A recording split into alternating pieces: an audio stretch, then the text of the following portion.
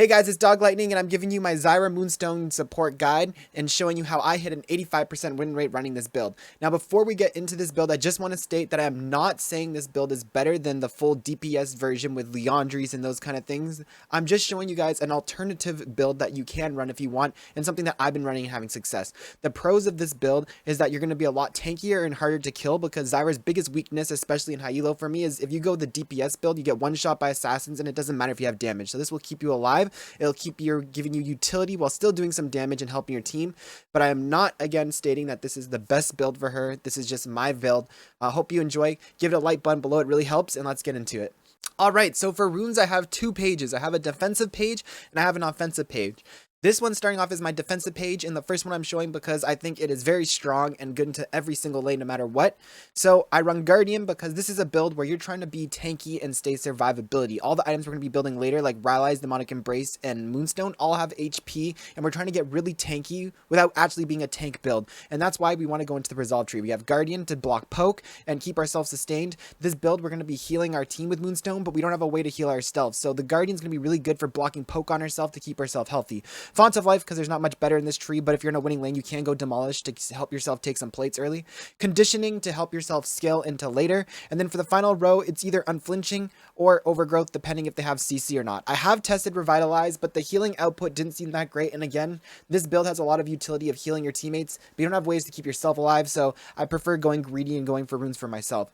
As for the secondary runes, I take Zombie Ward and Relentless Hunter. Zombie Ward because it gives you vision control later and it gives you free 30 AP, and Relentless Hunter because it gives me out of movement speed combat, and I just really like that for myself for roaming. But to note, you can go Ingenious Hunter, especially if you want to rush Moonstone first, which I sometimes do. Ingenious Hunter is really good if you get Moonstone first because Ingenious Hunter reduces the cooldown of Moonstone, which makes it so that every single plant auto will make sure you're getting a heal out no matter the attack speed of your plants later in the game. But this is my default page that I usually go for defensive.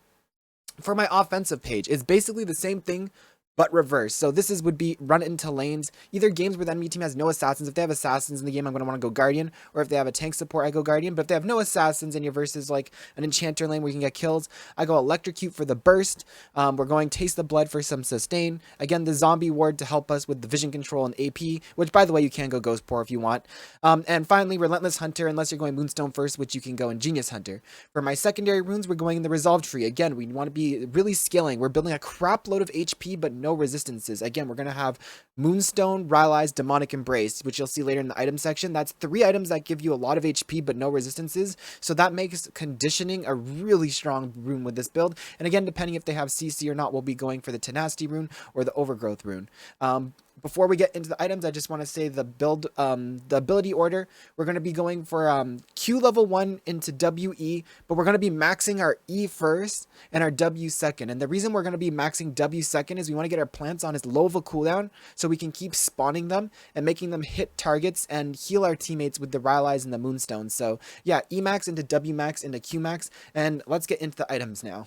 Okay, so for the items, it's basically the same build, but in different orders for melee versus range, and there's also a damage pivot you can go, which I'll give later. So for all the builds, you're going to be going Spelthies because you want that mana regen, you want that easy ability to get gold early game with Zyra's poke, so we're going that. Next, I like to go CDR boots. I will say you can go pen boots. This will give you a better lane phase in early game, but the reason why I go CDR boots is because 1, it's cheaper and it'll let me pivot into my main items quicker, and 2, it lowers the cooldown of my plants. So you can see here my plants go from a 16.67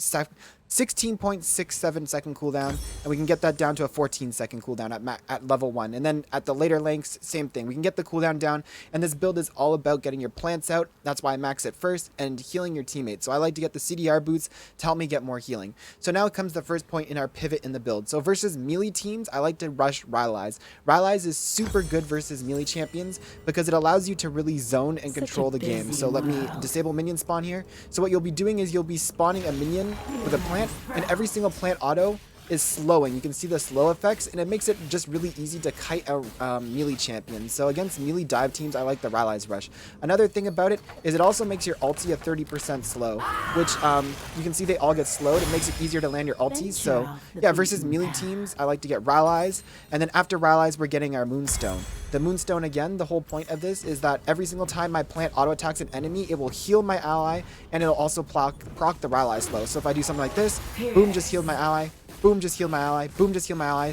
Most of the time they will kill your plants as soon as you spawn it, but that's why we're maxing our plants first to get it on low cooldown, so that it's about a 6-second cooldown. So every 6 seconds I can summon a plant that gets maybe 1 or 2 autos attacks off and heals my team a bit. So after the Rallies into Moonstone, I get Demonic Embrace. So this has a really cool interaction with Moonstone. So basically what happens is you can see the burn effect that's on the Demonic Embrace. This burn effect will proc your heal an extra 1 time for each plant auto. So if my plant autos 1 time instead of getting 1 heal off, my plant will auto, the burn will go, and I'll get a 2nd heal off, so it'll help me heal my team even more. So you can see here if I use my Q, right? We use it and you can see this, it'll keep procking. It's still going, it's still going, it's still going. And that was its last refresh, right? So that's the whole idea with the Demonic Embrace, is that you can get extra healing in, and it also scales really well because I have an HP, HP, and HP, and this is giving me an extra so far 21 ability power conversion because it scales with HP. So yeah, just really good for Zyra. Now with these 3 items, which is the core of this build, my plants will be able to, from range auto attacks, slow the enemy, burn the enemy, heal my team, and just create a lot of utility. But the big thing you have to remember too is that we are super tanky. Usually with the damage build, you're going to get dove in 1 shot, but look at my HP right now. Super tanky with all these items, making it hard to go. This will later give me some extra stats, which I'll just fast forward it a little bit so we can get to that. But talking about the next build, so versus range teams, it's the exact same build as versus the melee. The only difference is we're getting Moonstone and Demonic Embrace first. So if you are versus a range champ, but by the way, we just got the 13 armor and magic resist, which just helps stacks on top of this HP. So versus ranged teams, the auto attack slow from your plants isn't as useful because they're not trying to dive into you. Usually versus a ranged team, they're poking you. Say they have a Zyra, Vel'Koz, Lux, champions who are going to throw out range poke and hurt your teammates. Well, you want to get the Moonstone into Demonic Embrace first, because again, this will allow you to just start healing your team up earlier, and the Demonic Embrace giving you 2 procs of heals and sustain your team. Now for my final build with this is actually a pivot build. So if you go for the first Rallies and say you got the pen boots and you're snowballing really hard and you're doing really well and you don't want to heal your team, you can actually go Mandate. Mandate is really cool because, and by the way, you could go Leandri's here, but this is just a build more tailored around higher elo where you don't have the gold income, and this is a 2,500 gold. It's really cool because its mythic bonus gives you 15 AP for every mythic done, and your support item, if it was fully stacked, would count, so it'd be giving me an extra 30 AP, and your plants and everything actually proc it because of it being slow. So for instance, if I ulti, every single player here you'll see gets the Mandate proc on it, right? And we just did 265 damage, and once a Mandate wears off, I can go like this, and boom, we're procking Mandate, which means if my ally hits it, they'll proc the Mandate, and it'll give you and your ally a 20% move speed buff. That's the one part about Mandate people forget. They only think about the damage. They forget it also gives move speed. So like if I'm sitting here and I hit a root on this and then my Rengar jumps on them, my Rengar gets 20% move speed and can keep and like stick onto them. So yeah, I'll go Mandate into something like a Shadow Flame, into a Void Staff, and I'll be able to do a ton of damage with this build, but still have the tanky aspect where I have the Guardian, I have the conditioning, and I have all this HP.